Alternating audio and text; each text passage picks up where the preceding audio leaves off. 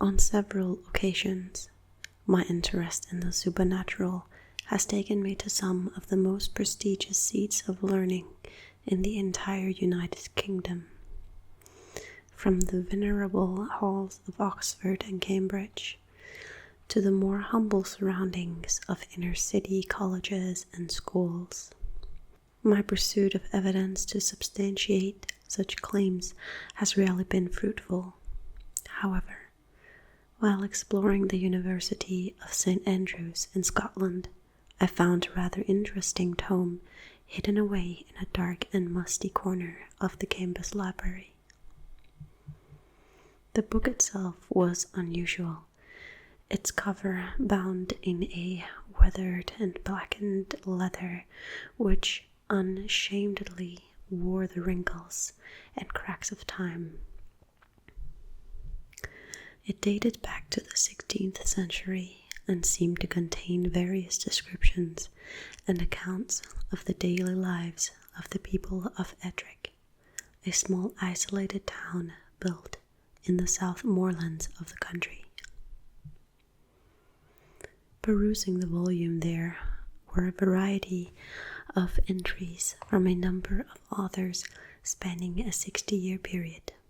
It seemed to have been handed down from town elder to town elder over that time, and, to be quite frank, most of it contained idle musings on the townsfolk and plans for a number of humble building projects and improvements. Just as I was about to conclude that the book was of little interest to me, I noticed on the inside of the back cover that someone had drawn a picture. It was elegantly depicted, but I would never have described it as a pleasing sight. In fact, my immediate reaction was one of disgust upon first viewing it. The combination of the harsh, almost angry black lines used and the stark imagery of the scene as relayed by the artist left me with a thoroughly unpleasant impression of its subject. I shuddered as I cast my eye over it in an attempt to take in the picture of what seemed to be a man, tall with long thin arms and legs.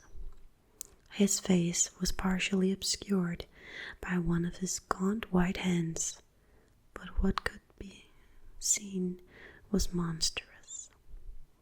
Prominent veins protruded from his forehead, leading up to a pallid, bald head. His eyes were deep set into his skull, and the surrounding woods seemed to twist and lean away from him fearfully. At first I assumed that the picture was some form of hideous graffiti, but at the bottom of the page was inscribed the date of 1578 and a rather unusual name, Herbert Solomon. Whether this was the name of the menacing figure in the drawing or of the artist, I did not know. Disturbed, yet compelled by that dark woodland scene, I decided that the book required further study. I desired greatly to know who this creature was, and why someone had felt the need to capture his strange form in a drawing at the back of a book otherwise used to record the lives of the townsfolk. On closer inspection, what surprised me further was that the same image seemed to reoccur elsewhere in the book, but drawn by apparently different individuals. Within the book I found numerous mentions of Herbert Solomon, and it became clear quickly that he was indeed the emaciated man in the picture. He had lived in the 16th century on the outskirts of Ettrick town.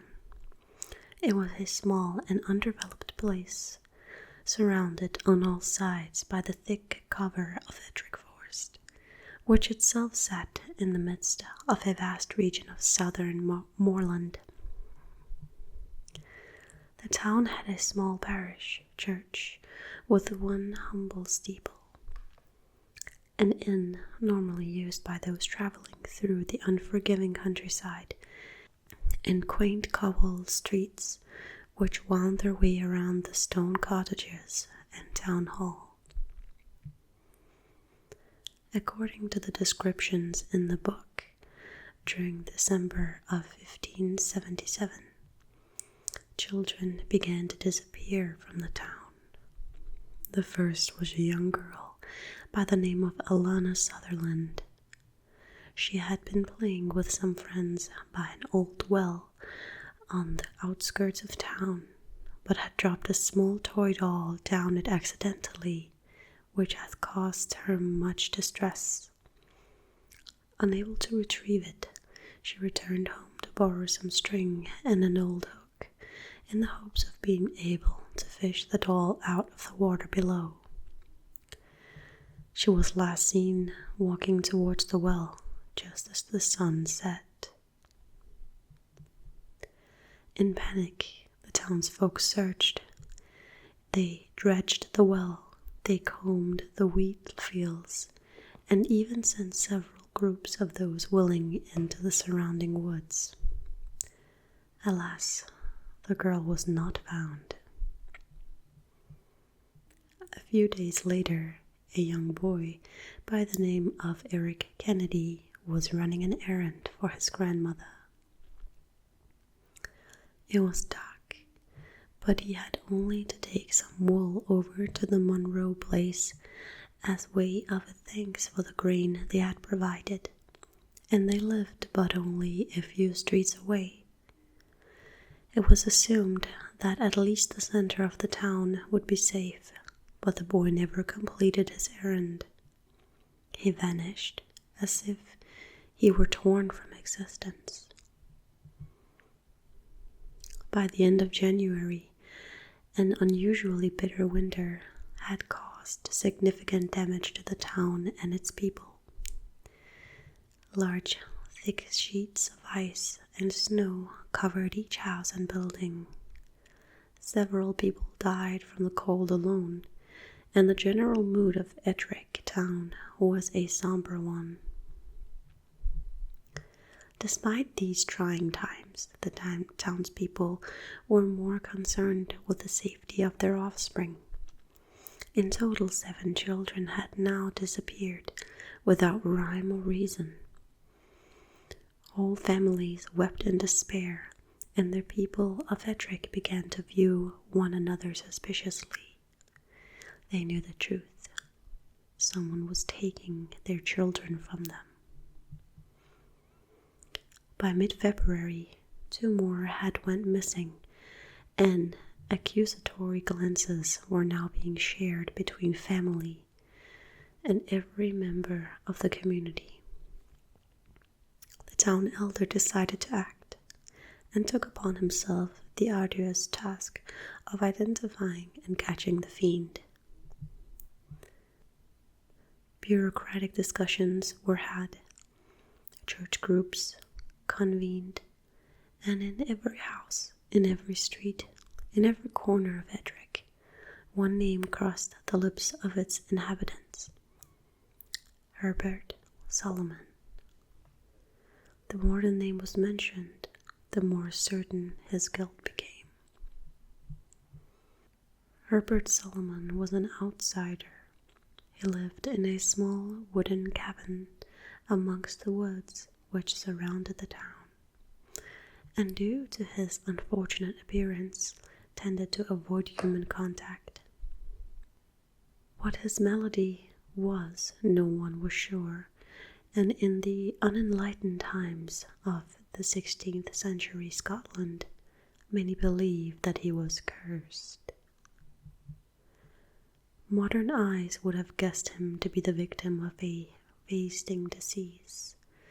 He rarely ventured into town, except on a few occasions to trade his supplements, and even in those instances he covered his face with a brown tarnished hat, and a grey piece of cloth which obscured his features below two deep set and darkened eyes. Several of the townsfolk told stories of Herbert Solomon. According to these accounts, he would stand on the edge of the forest, watching the farmers till their land and their children play in the fields. It was his fascination with children which left many feeling uneasy. Some of the town's children returned home from playing near the woods on a number of occasions with beautifully crafted dolls and toys.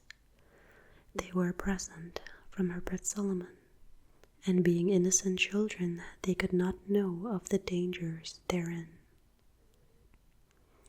When the children began to disappear, eyes immediately turned to the strange man living in the woods.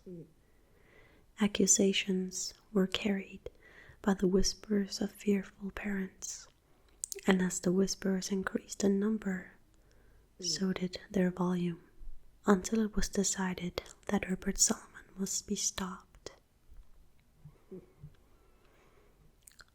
On a cold February night, the elders of the town decreed that Solomon should be arrested immediately. Grief, anger, resentment, and fear grew to a fever pitch with this news, and every man and woman and child set out across the fields, entering into the surrounding forest in search of the child killer, Herbert Solomon. Details of exactly what occurred that night are limited, but it seems as though the people of Ettrick Town attempted to remove Herbert from his small cabin by setting it on fire. The crowds cheered as the heat grew and the fire rose. His screams echoed throughout the woods, finally to be silenced by the flames. The townsfolk believed that justice had been done, and while the grief of the parents whom had lost their children could never be quenched, there was at least the satisfaction of knowing that the man responsible was now dead. However, over the following few days, an unease descended upon the entire town. Stories began to spread of strange encounters in the streets at night. A gaunt, shadowy figure prowling the cobblestones, hiding in the darkness. Within a week, numerous residents claimed to have woken up during the night to the petrifying sight of an unwelcome visitor. One account was of an elderly lady who woke to the sound of something rustling under her bed, only to nearly die of shock as a tall, thin man pulled himself out from underneath. She fainted, but not before she saw his face. A withered complexion, as if ravaged by disease. His eyes blacker than night, and his hands comprised of tightly pulled skin over a bony interior. Another story consisted of a local tradesman who, while investigating a noise from his cellar, was confronted by a hideous figure, so tall and gaunt that it had to hunch over to avoid the low ceiling entirely. Its sheet-white face flickered in the candlelight. The man managed to escape, but he refused to re-enter his premises. It became clear to the townspeople that the vengeful ghost of Herbert Solomon was still searching for other victims from beyond the grave, his hate and hideous form haunting the town which murdered him. With each passing day, the sightings grew in intensity and number. A fog descended on the town, and the people wept and grieved as the sound of Herbert Solomon terrorized each person. night by night.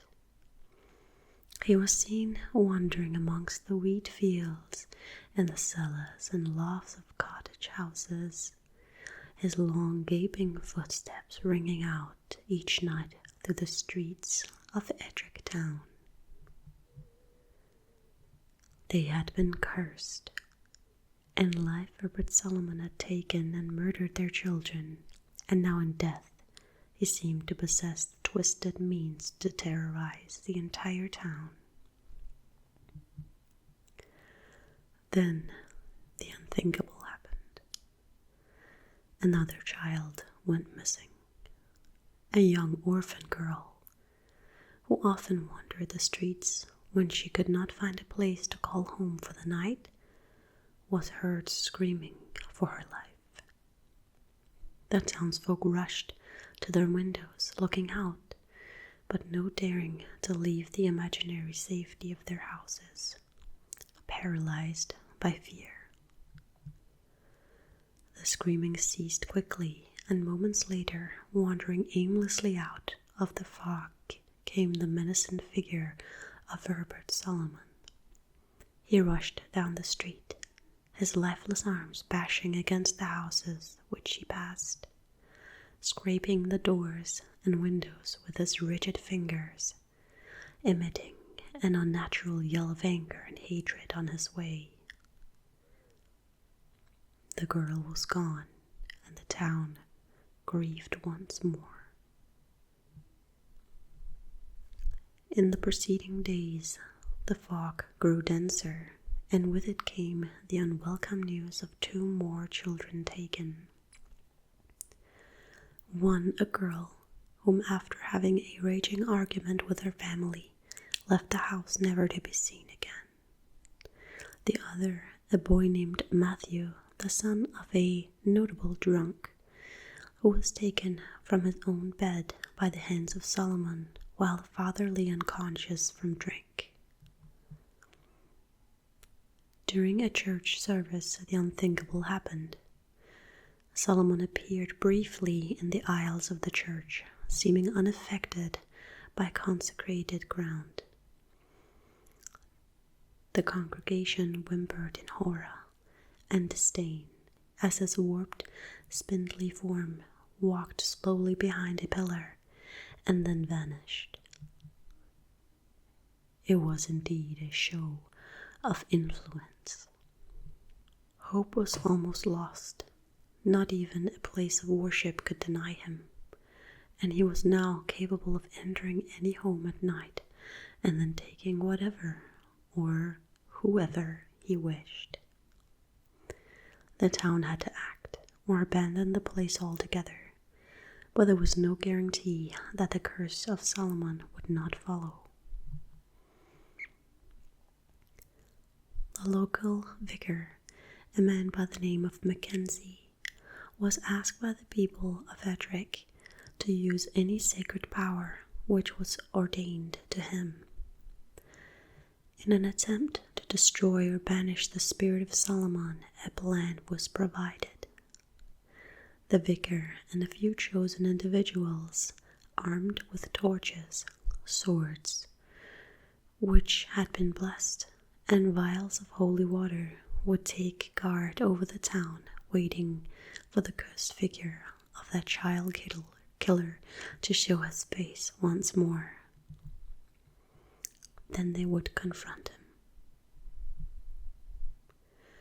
Observing as much of the town as possible from several house windows, roofs, and strategic street corners, Mackenzie's chosen waited.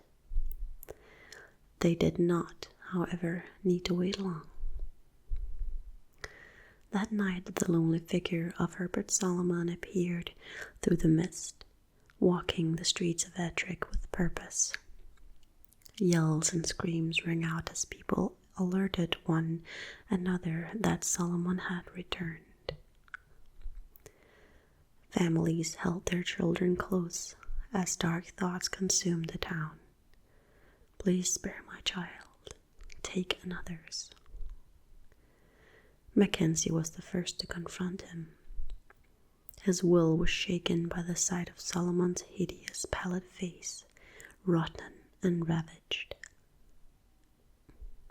The gangly, spindling figure stood staring intently at the vicar through black, clouded eyes. Another man now joined, then another. Before long, Herbert Solomon was surrounded.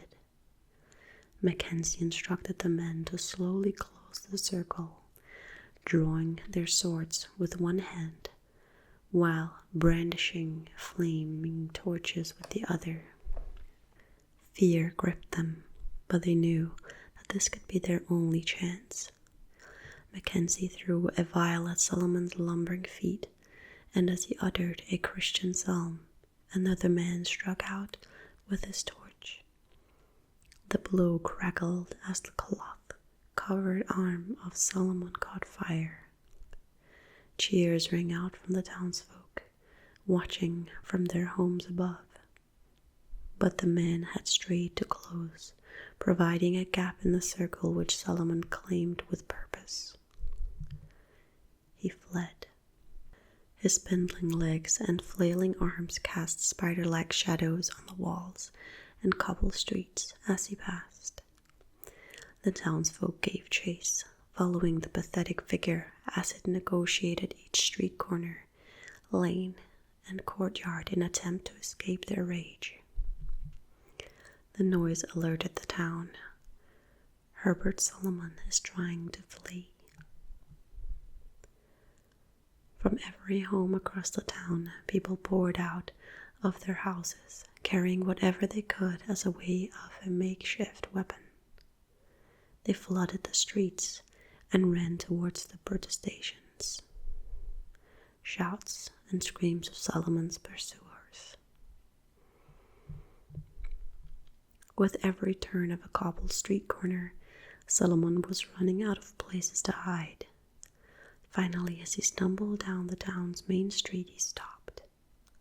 The townsfolk had blocked all escape routes. He was trapped. Mackenzie pushed his way to the front of the crowd, asking for quiet and calm as he approached the hunched, defeated figure of Herbert Solomon. He and his chosen few were going to rid the town of Ettrick of this abomination once and for all. Vial in hand, accompanied by several large, bullish men brandishing swords, Mackenzie approached slowly, reciting verses from the Bible. Through dark eyes, Herbert Solomon observed the townsfolk, their faces etched with hate and thoughts of revenge, moving towards him, and then he simply turned and entered an open doorway next to him. The people gasped, and Mackenzie and his followers rushed inside after him. The house they had entered was still, and lying on the hard wooden floor of the main hallway was the pale body of a young girl. The creaking of floorboards under weight sounded above as numerous pursuers searched the house, disappointed to find nothing. Then something miraculous happened. The little girl gasped for air. She was alive. She had little or no strength. All she could do was to utter one word: below. In the cellar of the house, Mackenzie found a grim and horrific scene.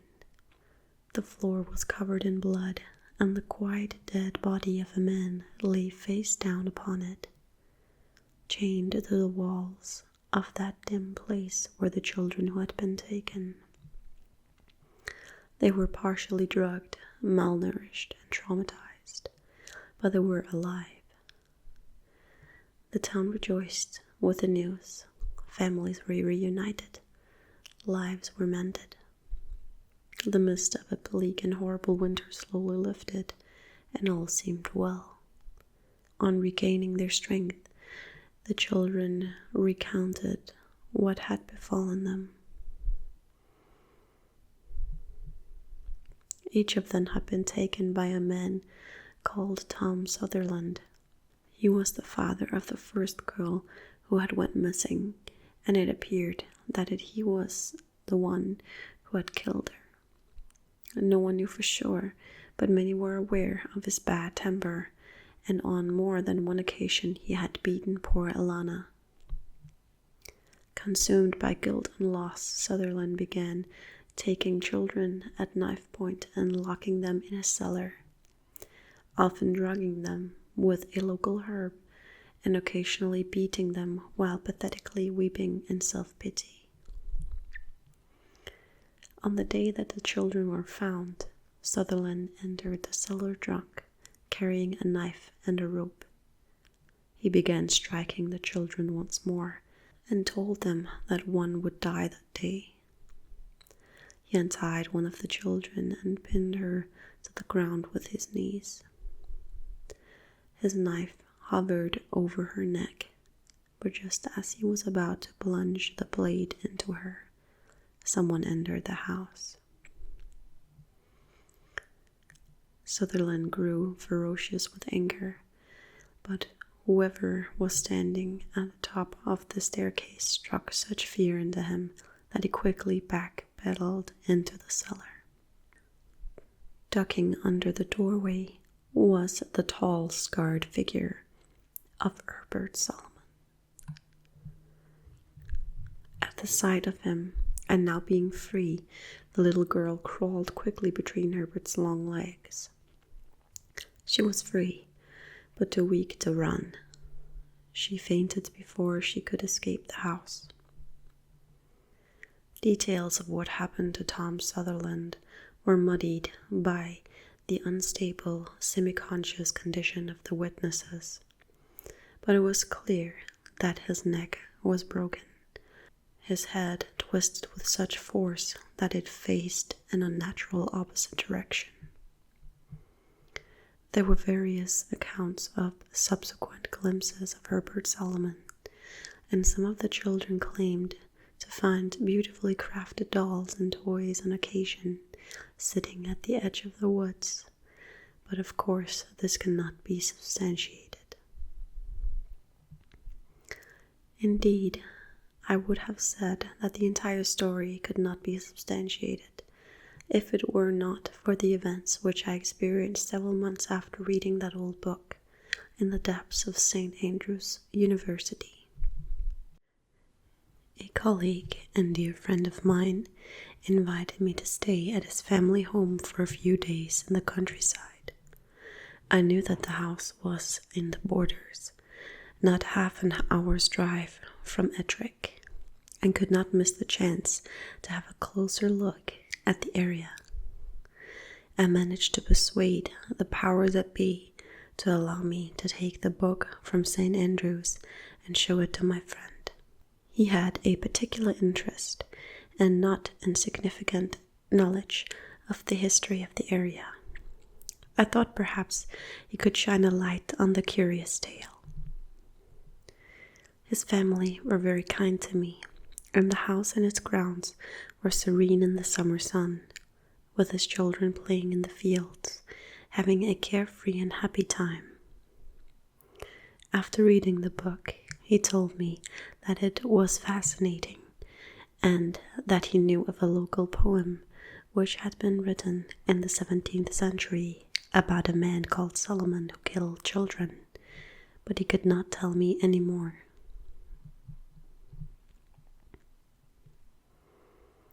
The next day, we heard screams coming from the nearby house. It was my friend's little girl. We raced outside, following the cries for help over an old fence and down a steep grassy hill. We reached a winding and furious river. The girl had fallen in and was clinging to a large tree root, which thrust out from the opposite embankment into the river. The root was wet, and my friend let out a scream of anguish as his daughter lost her grip, being swept downstream towards a large formation of huge, sharp rocks, which jutted out from beneath the surface. The river would not let go and was throwing her around with such force that it was difficult to see how she could survive. Filled with the abject terror that she could drown, we finally made it to the water's edge. As we rushed into the murky torrent, we watched helplessly as the poor little girl was about to crash into the rocks. We were too far away. Suddenly our attention was grabbed by the cracks and creaks of a tall, gaunt figure at the other side of the river, rushing out of the woods at tremendous speed on the opposite bank. With one swift motion, a thin bony hand plunged into the violent water, prevailing against the immense currents, finally pulling the young girl to safety. She was alive, frightened, crying, but alive and unhurt. The pale-faced, emaciated figure placed the girl gently on the ground, stared at us from across the water through darkened eyes as we ourselves clambered to safety, then turned and disappeared in the woods, fading away to nothing but a memory. Even in death, Herbert Solomon was the kindest and gentlest of souls.